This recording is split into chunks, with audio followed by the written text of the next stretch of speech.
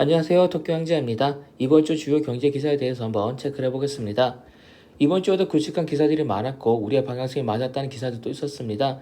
예를 들어서 펫산업이 뜨고 있다는 것 또는 원전이 돌아오고 있다는 것, 반도체 핵이나 전기차 기 같은 경우에도 우리의 방향성이 맞았던 증거가 되겠죠. 돈을 버는 것도 좋은데 이처럼 판단이 맞았을 때도 희열이 있는 것 같습니다. 먼저 시황부터 살펴보겠습니다. 코인 쪽은 지난주와 별 차이가 없었습니다. 그런데 증시는 달랐습니다. 코스피부터 해서 나스닥까지 훈풍이 불어줬습니다. 제가 본격적인 턴어라운드로 보고 있는 게 나스닥 13,000 돌파인데 다시 도전하고 있는 모습을 보여주고 있습니다. 나스닥이 13,000 넘어서기 전에 아직 종목들이 돌아왔을 때 투자를 시작하는 거겠죠. 첫 번째 기사는 개미들의 B2 종목 관련된 기사입니다. 저는 개인들이 사는 종목을 좋아하지 않습니다. 외인들이 전문가이기 때문에 외인들은 미리 좋은 종목 사서 가격이 오르면 개인들이 파는 식으로 흘러가는 건데, 그래서 개인들이 사는 건 외인들이 털고 나가는 경우가 많기 때문입니다. 특히나 개인들이 B2까지 하는 종목이라면 혹시나 빚이 너무 커버려서 반대 매매로 나오게 된다면 좋을 게 없게 되겠죠. 그래서 저는 여기에 있는 종목들을 하나도 가지고 있지 않습니다. 여러분들 어떠신가요? 지난주에 공유했던 저의 꿀똥 파일에 펫산업이 들어가 있습니다. 그리고 이런 기사가 나오고 있죠. 점점 결혼 안 하는 분위기 가고 있다는 건데, 그렇다면 1인 가구들은 애완동물을 기르기 시작할 겁니다. 그럼 하나밖에 없는 동물을 위해서 지출을 늘리지 않을까요? 결혼해서 자식 낳는 데 들어가는 돈이 안 나가는 만큼 동물들에게 쓰는 돈이 늘어나게 될 겁니다. 특히나 동물이 아플 때 돈을 쓰게 될 건데, 그래서 펫케어 쪽으로 저는 유망하게 보고 있는 겁니다. 전기차가 대세가 될 거지만 아직은 갈 길이 멀었습니다. 그중 하나가 전기요금이죠. 저는 충전사업소 쪽을 찾아보고 있는데 완충보다는 급속 그리고 가급적이면 무선 충전이 되는, 그러면서 마켓시어를 많이 가져갈 종목으로 찾아보고 있습니다. 최근 사회적 문제가 되고 있는 게 빌라 사기입니다.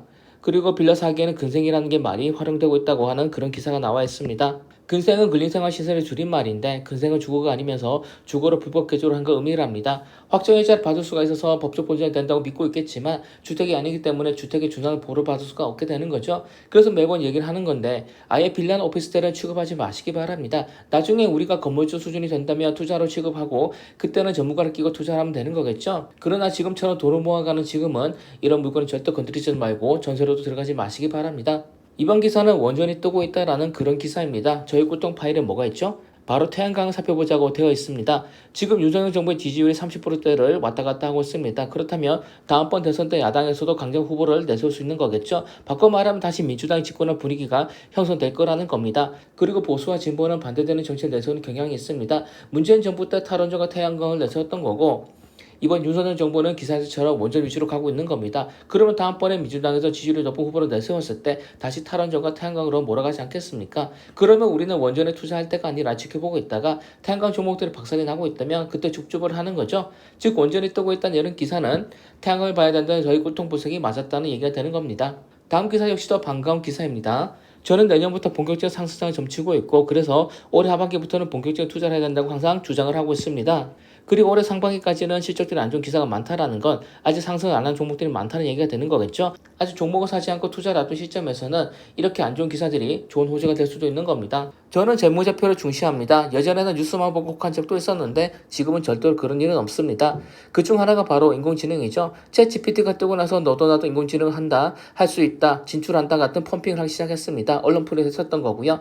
주린들은 그런 언론풀이에 속아서 허접한 기업들에 가다 돈을 얻던 겁니다. 전혀 인공지능 할 만한 능력도 없으면서 언론에다가 자기들 인공지능에 진출했다는 식으로 펌프했던 기업이 있는 거고, 그런 회사들의 재무제표를 보지도 않고 주린이들은 급등하는 주가만 보고서 샀던 경우가 많을 겁니다. 심지어 카카오마저도 자기들이 곧 GPT를 따라잡는다는 식으로 기사를 냈었고, 자기도 인공지능 소개했다가 욕을 먹고 보류했었던 겁니다. 기능이 너무 떨어져서 욕을 먹었던 건데, 저는 카카오 기사를 보고서 이건 언플이다, 챗 GPT 정도 수준이 되지도 않으면서 자기는 그런 수준이 되는 것처럼 언플을 하고 있는 것뿐이라고 생각을 했던 겁니다.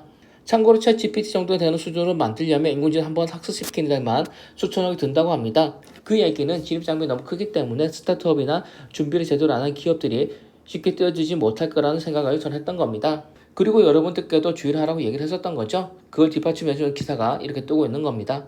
저는 전기차의 미래를 그리면서 내연기관 주장한 사람들에게 이런 말을 했습니다. 중국의 경제상이 좋지 못하고 중국의 미래 먹거리는 전기차뿐이다. 그렇다면 그 인구 많은 중국이 전기차 진심일 수밖에 없을 테니까 전기차가 대세가 되는 것은 변함이 없을 거라는 얘기를 했었던 겁니다. 이 기사는 전기차로 돈을 버는 곳은 중국밖에 없다라는 그런 기사입니다. 기사의 내용은 원재료를 많이 가지고 있는 중국이 돈을 번다는 내용인데 같은 맥락인 거죠. 앞으로 점점 더 전기차 시대가 올 거라고 저는 생각을 하고 있습니다.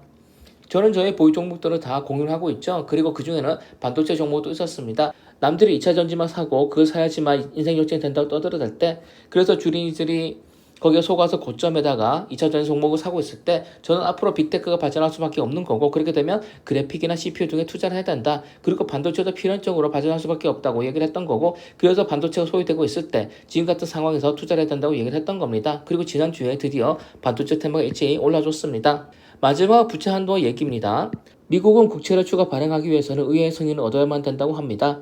한도 범위 내에서는 자유롭게 국채를 발행할 수 있는 거지만 한도를 넘어가려면 의회의 승인이 필요한 거죠. 돈이 필요한 미국은 국채를 추가 발행하려고 하는 거고, 이게 된다면 시중에 돈이 풀리게 되니까 증시는 호재일 겁니다. 그래서 부채 한도가 상향되느냐 마느냐로 증시가 일희일비하는 분위기가 당분간 이어질 거라고 생각을 하고 있습니다.